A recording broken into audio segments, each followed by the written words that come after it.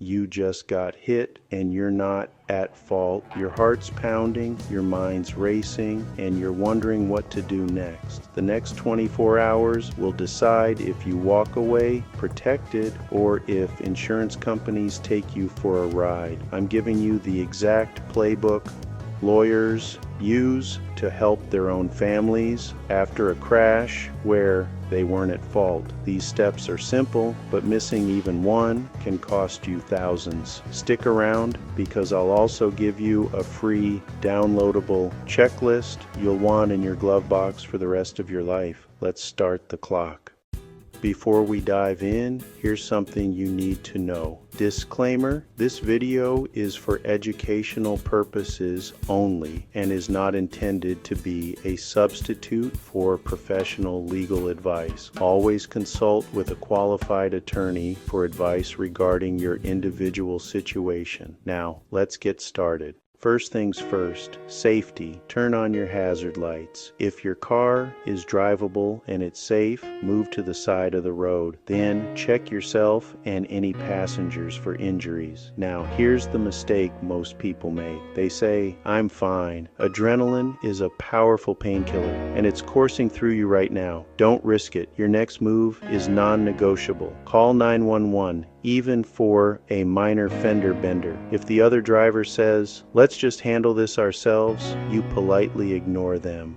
That police report is your legal shield. When the operator or officer asks about injuries, use these exact words. "I'm not sure. I need to be checked by a medical professional." Never say you're okay. Here's what often happens. One person feels fine after a fender bender and tells police they're uninjured, only to wake up days later with severe neck or back pain. Another might shrug off a headache at the scene, but later discover it's a sign of a bigger issue. If you say you're okay, your claim could be denied when symptoms appear. Don't let that happen to you. Your phone is now the most important tool you own. Use it. Start wide. Get shots of the whole scene, the position of the vehicles, nearby street signs, and current road conditions. Then get close-ups of all damage from every angle. Snap clear photos of both license plates, both insurance cards, and both driver's licenses. If you can, get a shot of the VIN number, usually on the dashboard or inside the driver's door. Take a photo of the other driver and any passengers. This simple step can prevent phantom injury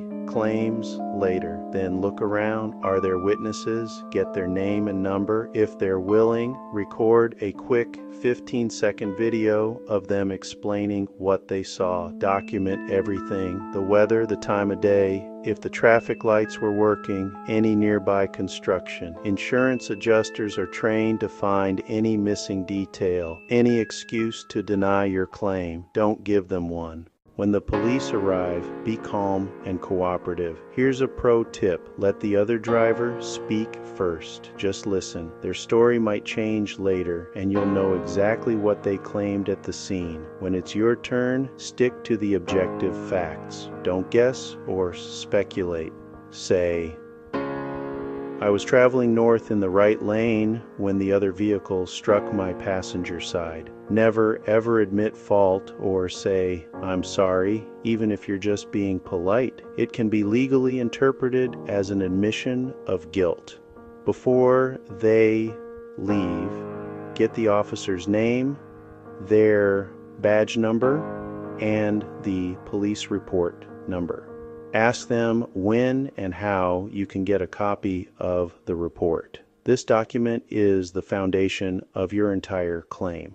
The clock is still ticking. You must see a doctor within 24 hours, even if you feel completely fine. An ER is best for immediate evaluation, but an urgent care clinic or your primary doctor works too. Tell the doctor you were in a car accident. This is critical. It links your visit to the event. List every single symptom, no matter how minor: a slight headache, a stiff neck, a tingling finger, everything. Insurance companies love to use the gap in treatment argument. If you wait a week to see a doctor, they'll argue your injuries must not be from the crash. Protect your claim, get checked out immediately. Keep all your medical paperwork and take photos of any bruises or cuts that appear. Within 24 hours, call your own insurance company to report the accident. Give them only the basic facts: the date, time, location, and the other driver's information. Don't go into detail about injuries or fault yet. Simply say you are still gathering all the information. Soon,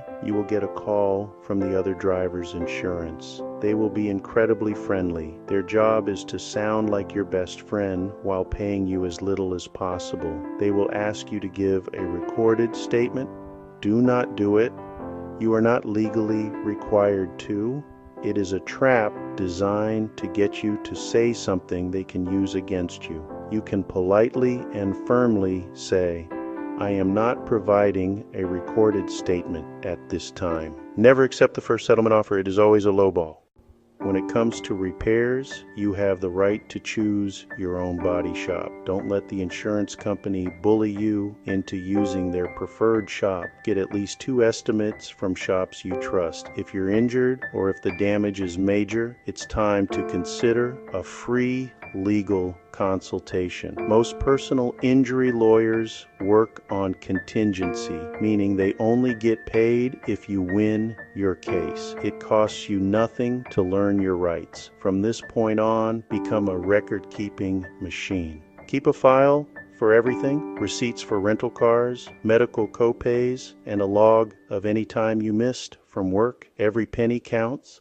But what if the other driver has no insurance? It happens more than you think. About 1 in 8 drivers on the road is uninsured. If this happens, follow all the same steps we've discussed. Then pull out your own policy and look for uninsured motorist coverage.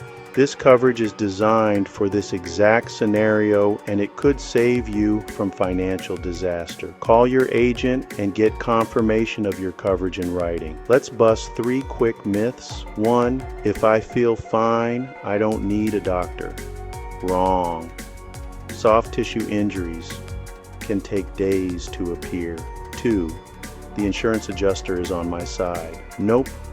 They work for the insurance company and their job is to minimize payouts. 3, I have to use their repair shop. False. The choice is always yours by law. Okay, let's lock in your 24-hour mental playbook. First 10 minutes, safety first, call 911 and never downplay injuries. 10 to 30 minutes, document everything: photos, videos, witnesses, details.